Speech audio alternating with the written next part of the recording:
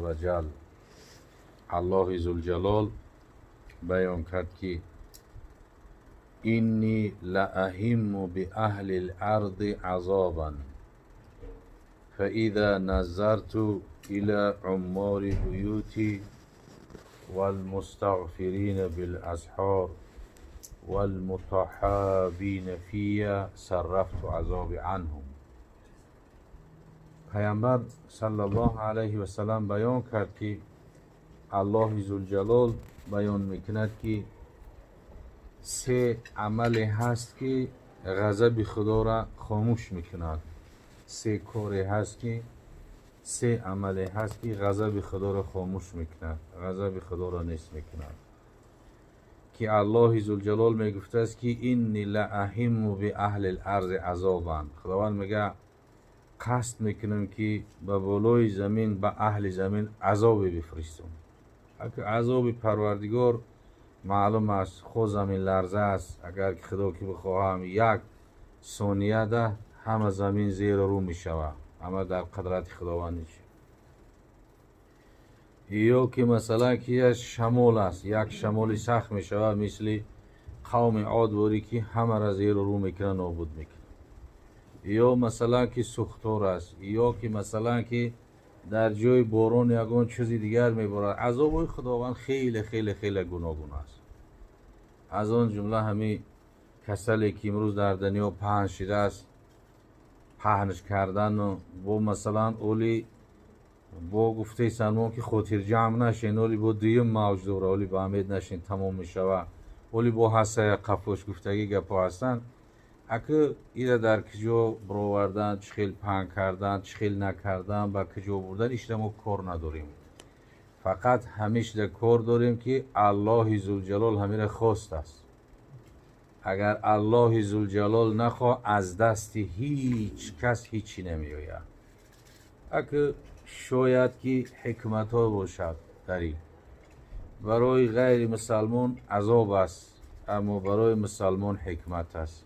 نفرهایی که بیمار شدگی هستند، حال یک دو نفر هم قصه کردن که یک دکتری کلان اشک ریزانده گریه کرده که برای دو نفر گریه کردم. یک نفرش آدمی بخیر سخاوت خوب مسلمان بوده است، اما به همه فایدهش میرسیده است. همین کسل قطعه میگه در نزدم جان بود.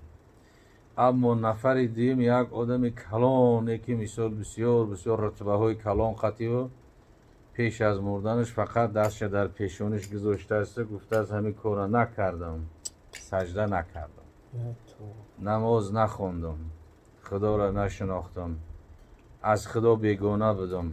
امروز در یک حالت قرار داره که نه طبیب به او کمک کرده میتونه دیگر، نه پدر، نه مادر، نه زن، نه فرزند، نه قصر، نه پول دلار، نه طلا، نه ماشین، هیچ چیز به او کمک کرده نمیتونه دیگر. فقط اکی دکتر گریه کرده است، به حال همو گریه هم اومد که فقط اشاره به هم پیشونش کرده، گفتم این کار نکردم، سجده الهی نکردم. و اندک پس میگه خوابونده میشه به همون تمام. به سجده الهی، به طاعت، به عبادت رفت. اگه چگونه رفت ایره فقط الله ذوالجلال میدونه. البته که شما اوجا داخل نشین. داخل شدن در اوجا وقتی که یقین میدونین که شما برین هلاک میشین، رنگ مثل خودکشی میشود. و هر وقتا که شما خودتون واقع شدین به جای آدمای صحت نرین. یعنی این چیزی که امروز میکنن این کاری نو نیست. این 1400 سال پیش ایره پیامبر صلی الله علیه وسلم بیان کرده که است. اگه حکمت ها دارد، بسیاری از بنده های که شفا یافتند، اگه یک حالت های را گذراندن که بعدا خیلی و خیلیش چند نفر را شنیدیم که پولی مردم را نداده بوده است، گفتن پول ما را برین قرضای فلان فلان فلان آدم را بدین.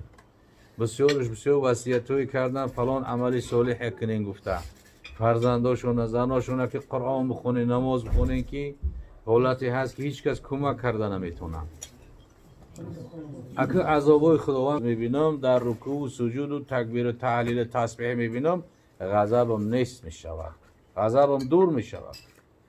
فیضا نظر تو الى عمار بیوتی. اکی امروز مسجدو همه جا در مثال که همه دنیا در نه فقط در ما همه جا بستش دیگه. شاید حکمتش باشه که به قدر مسجد نرسیدیم. این همه محله هایی که ما و شما داریم، در کدام محله همه مردم نمازخوان نمازش در مسجد میخون؟ نمیخون. مسجدایی بودن در قشلاقجاها و در کوهستانا که در محرابش بعضی وقت رفته بودیم تورتنک بود در محرابش از به آدمی را، یا 2 نمازخوان بود یا 3 نمازخوان بود. مسجدایی در بعضی قشلاقا و کوهستانا بود که حتی پیشین عصر نمیخوندن تماما. انمی نعمت پروردگار به قدرش نرسیدیم، قدرش ندانستیم. رحمی الله ذوالجلال چیکار کرد؟ شاید یک حکمتی باشه. امروز همه چیکار میکنه؟ افسوس میکنه و کوش که مثلا مسجدو باشه و دیگر. خداوند میگه وقتی که نظر میکنم به سوی عمار بیوت غضبم نیست میشه و عذابم برداشته میشه. دیگم نفرانی که یک دیگرشون به خاطر خدا دوست میدونن و المتحابین فیه، این دوست داشتنی به خاطر خدا، نه به خاطر دنیا، نه به خاطر منصب، نه به خاطر مثلا مال و ملک دنیا، بلکه دوست داشتن به خاطر همین، به خاطر خدا همین است که یگان چیزی از دنیا توقع نداشته باشه. انا دوست داشتن به خاطر خدا و بد دیدن به خاطر خدا عملی هست که پیامبر صلی الله علیه و سلم در دیگر حدیث میگه که احب الاعمال الی الله تعالی الحب لله والبغض لله.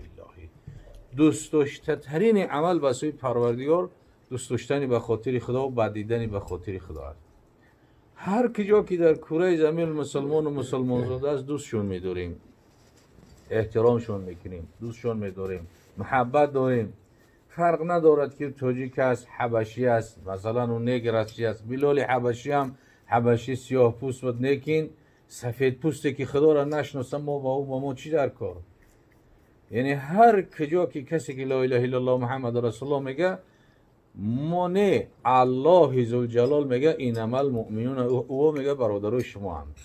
برادر بدن ما و شما را الله در قرآن میگه، نه اگر مثلا آدمی دیگر کسی دیگر. بزرگای خدا میگفتن که حسن زی بصره، بلال از حبش، صهیب از روم. حسن زی بصره، بلال از حبش، صهیب از روم. زی خاک مکه ابو جهل، این چی بوالعجبی است. ببین بزرگی خدا را میگه حسن ای بصره، بلال ای حبشه، سلمان ای فارس، صهیب از روم از اطراف دنیا آمدن. محمد صلی الله علیه وسلم دوست داشتن، ایمان آوردن، مسلمان شدن، اما از خاک مکه برآمد ابو جهل. زی خاک مکه ابو جهل، این چی بوالعجبی است. بعد میگن 1000 خویش که بیگانه از خدا باشد، فدای یک تن بیگانه که آشنا باشد. 1000 خویش و تباریم که از خدا بیگانه باشه، فدا میکنم اینا را برای یک بیگانه ای که او خدا را میشناختگی باشه. ببین ابو جهل و ابو لهب و خویشای نزدیک رسول الله صلی الله علیه و سلم بودن، لیکن تا قیامت چی است؟ هر کسی که نامشون بشنوه میگه ابو جهل. هدری جهل نادانی و در چی است؟ در مرکب جهل نشستگی. تا همون اندازه ای که ابو جهل قصه گوها بیان میکنن وقتی که مرد میگه شیطان به حالش گریه کرد. گفتن برای چی؟ گفت به خاطر که خویش رسول الله صلی الله علیه و سلم نزدیک بود. معجزه پیامبر صلی الله علیه و سلم 71 معجزه پیامبر به چشم سر دیده بود، اما ایمان نیاورد، خدا نصیبش نکرده بود. و اون نفری که مثل سلمان از فارس آمد، مثل بلال از حبشه آمد، ایمان آورد، اسلام آورد، تا قیامت همه ما دوستش می‌داریم. انمی دوست داشتن به خاطر الله هست، بعد دیدن به خاطر الله هم همه که بهترین عمل است. خداوند میگه وقتی که بنده ها ما میبینم که یک دیگر شون به خاطر خدا دوست میدارن، عذاب ما برداشته میشه. یعنی دوست داشتن به خاطر خدا الحمدلله هم دوست داشتن ما و شما. یعنی نفرایی که در همین حال ما میبینیم شاید در تمام عمر یکم مراتب دیدیسم، یکم مراتب. نه خش نه تبار نه مثلا یگون چیز. اما ما و شما را چی است؟ ایمان و اسلام جمع کرده است که یک جا بشینیم گپی مثلا که بیهوده نیست، بلکه یک آیه قرآن، یک حدیث رسول الله صلی الله علیه و سلم بشنویم، با او عمل کنیم که آخرت اونو آباد کنیم. دنیا به هر طریق میگذره. مثل هم مرده که حال مثال آوردیم که عمرش مثلا از 60 بالا، رتبه خیلی بالا، چقدر آدم‌ها در تحت فرمانشو در رفتنش پیشانیش میگن تقپیده گریه کرده و گفت همین کار نکردم، مقصد خالی خالی از دنیا رفتیستم، وای بر حالم. معنوش همون میشه همون طرف از دنیا. حقیقشو به حال کسی که میگه ساعت اندر حضور اولیا بهتر از 100 سال طاعت بیریا. کسی که در حضور دوستای خدا 1 ساعت میشینه بیشتر خوبتر با فضیلتر است از 100 سالی که طاعت عبادت بیریا میکنه. چون که چی است؟ سخن خدا فیض دارد، سخن رسول الله صلی الله علیه وسلم فیض دارد، برکت دارد. اگر هر جایی که هم نشینی باشه فقط گپی بیهوده باشه، گپی که یگان معنا نداشته باشه، پیامبر میگه شما اونا به منزله کسی هستن که یک توده حیوان جمع شدن از یک مثلا چیز ناپاک استفاده کردن خیستان رفتن. پیامبر میگه حضرت خواجه حافظ لسان الغیب میگفت که در محفلی که سخن از می معشوق نرفت که همان بانگهی گاو و خران خواهد بود.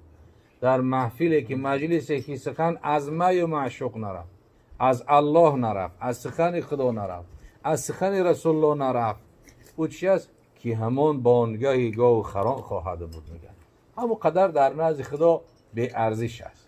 بنا دویم چیزی که خداوند میگه عذاب من از او برداشته می شود، دویم عملی که از شما میبینم دوست داشتن به خاطر خدا هست، الحب لله.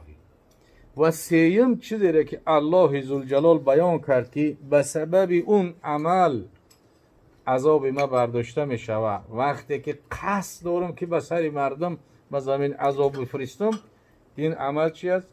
خداوند جل جلاله گفت والمستغفرین بالاسحار، کسانی که در سحرگاهان استغفار میکنند. سحر بر وقت از خوابش میخیزد، نماز تهجد میخوند. همین نماز تهجد امروز چی است؟ خیلی خیلی کم شدگی است، خیلی کم شدگی است. وگرنه همین بلاها و مصیبتایی که می آمد، بلا و مصیبت به سبب دعا قطعی از سر بنده برداشته می شود. این دعا حق است، دعا سلاح مومن است، دعا سلاح مومن است. دعا کار میکند که هیچ یگان قوه دنیا او را کردن نمیتونه. آتشی سوزان نکند با سپند آن چی کند دود دلی مستمن.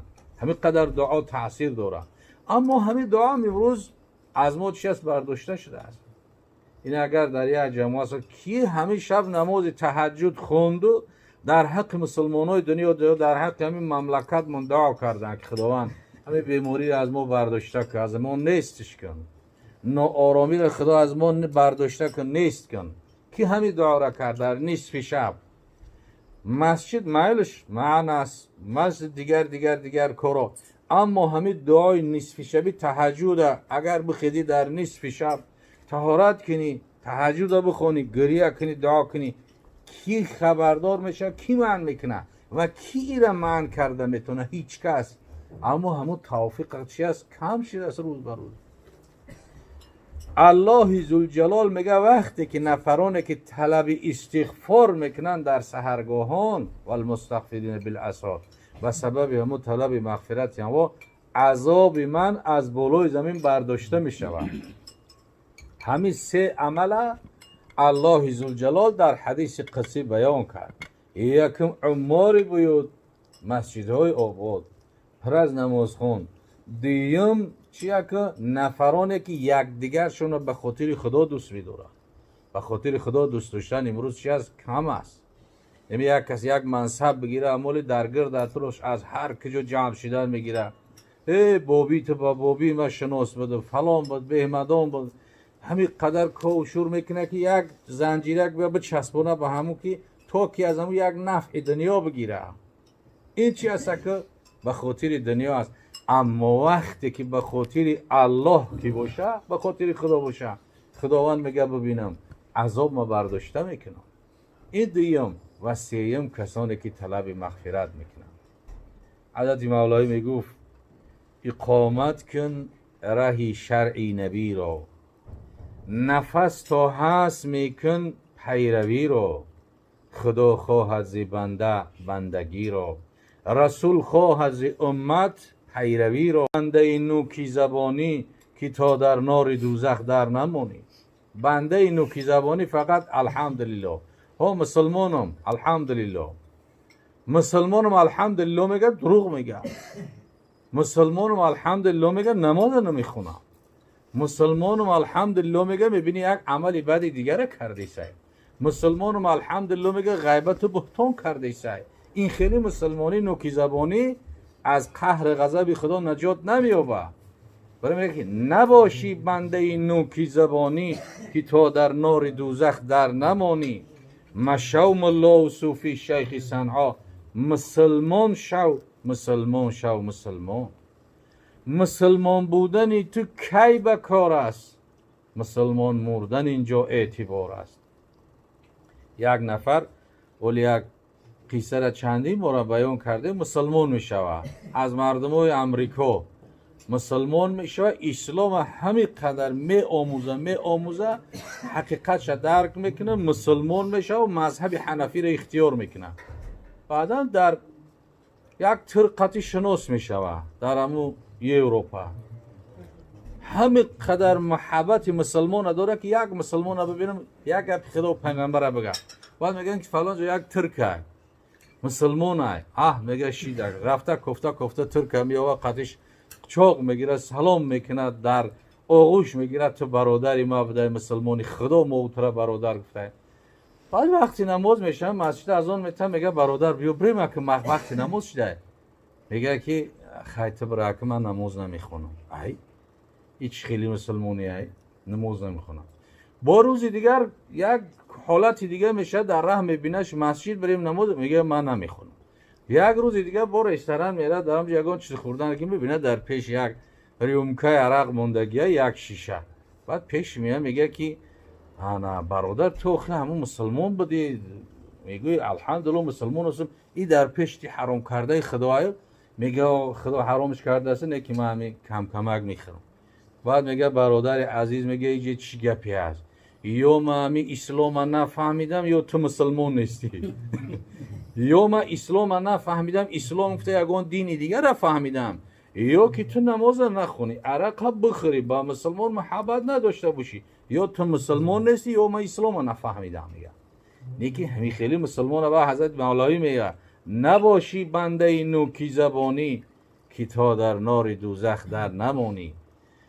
اگه به هر طریق عمرمون حیاتمون میگذرم، اما یقین بدانیم که همه ای پرسش داره به خودش، همه ای پرسش داره. حضرت ذوالجلال و الاکرام پرسد از شبهه و حلال و حرام. از شبهه ها میپرسه، از حلال ها استفاده کرده میپرسه، از حرام ها میپرسه. حضرت ذوالجلال و الاکرام صاحب مسلک میگه پرسد از شبهه و حلال و حرام. پرسد از ما چرا چنین کردی، آن گناه ساختی و این کردی. خدا میپرسه ما پرسد از ما چرا چنین کردی، آن گناه ساختی و این کردی. تو که عبدی و من که معبودم. تو بنده ای محتاج به خوردن، محتاج به پوشیدن، محتاج به خواب کردن، محتاج به گرمی و خنکی، محتاج به خلاجا رفتن. همین آدم هیچی است. همین خدا که اگر یک نفس کشیدن نمیگه و بگی دولینی دیل قن فلان تمام یک نفس دنیست میشه. مغرور به عمر باید نشیم و مغرور به جان نشیم که جان در اختیار ما و شما نیست. مثل هم مرد داری پیشانش همی قپا بعد 60 سال از خدا دور میره و به سجده خدا. خدا پناه بده. خداوند میگه پرسد از ما چرا چنین کردی، آن گناه ساختی و این کردی. تو که عبدی و من که معبودم، امر نهی بر تو فرمودم. تو چرا برخلاف آن کردی؟ بنده را میگه نفع خود را چرا زیان کردی؟ حد خود را چرا ندانستی در محلی که میتوانستی؟ و حضرت مولای در خلاصش چی میگن؟ در محلی که میتوانستی غیر شرمندگی چی روی جواب وای آن دم به جان قطره آب. اگر خدا همیتا پرسیش ممکنه در محل پرسیش چشم دادم آیا به این چشم قرآن خواندی؟ 60 سال 70 سال همه را دیدی برای دنیات کار کردی آیا سخن مرا در کتاب خواندی یا نه؟ گوش دادم همین قدر شنیدی فقط فساد شنیدی آیا به این گوشا تلاوت قرآن امر معروف نهی منکر ذکر خدا شنیدی یا نه؟ دست گیره و پای روا و از هر یک عضو خداوند میپرسمونه. انا همین حالت بعد چی میگه حضرت مولوی؟ غیر شرمندگی چی روی جواب وای آن دم به جان قطره آب. اگه وقتی که از دنیا گذشت بنده باید که ما و شما فراموش نکنیم که بنده خدا و مسلمان هستیم. یک روز میشه میبریم الحال که با این همی یک کسل میشم 3 روز بعد 4 روز 5 روز یک تاوش میکنه تمام با همو دیگه. باید تیاری به مرگ و آخرت ببینیم او طرف هم آباد کنیم این طرف آباد کردیم.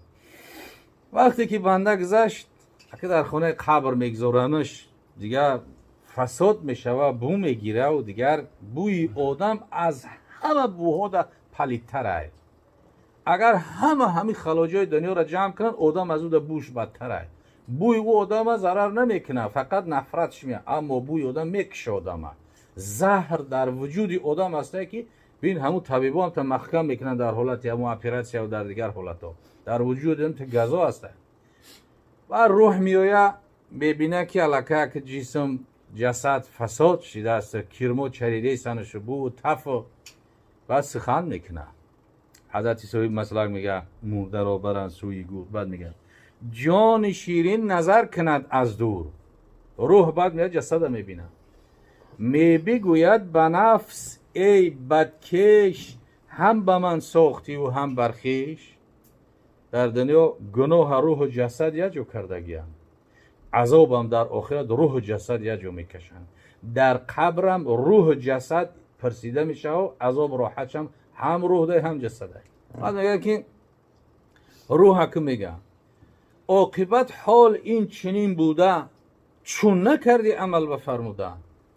عاقبت حال همی بوده هممون با چشممون میبینیم جنازه را میخونیم در قبر میمونیم خاک میگردانن چی است فقط به سوی خدا روانش میکنیم میبردگیش فقط عمله.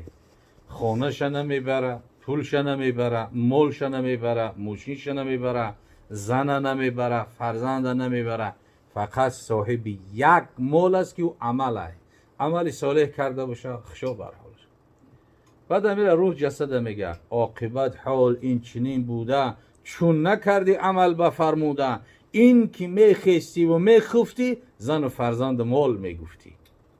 یعنی شب و روز فقط زن و فرزند مال چیکار کنم بخورانم بپشانم شکمشون سیر کنم خونه بهترینشون کنم دختر مشوبتون بچم زن بتون جای کارش بیاو خونش بگیرم حوالیش بگیرم حالا هم که رازق کلی حی فقط الله هست.